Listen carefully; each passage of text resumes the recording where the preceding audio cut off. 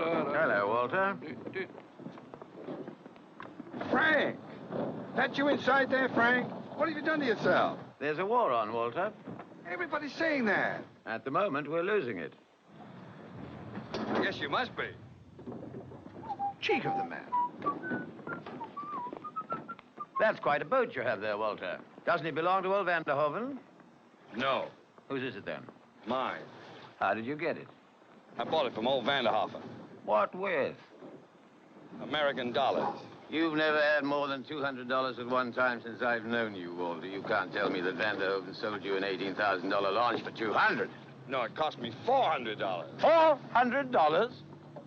No, that's exactly the way he said it. Only I pointed out to him, he might as well sell it to me as let the Japanese have it for free. What impresses me, Walter, is the fact that you even had $400. Well, I didn't. I only had 200, just as you said. I owe him the rest. Well, come along, lend a hand.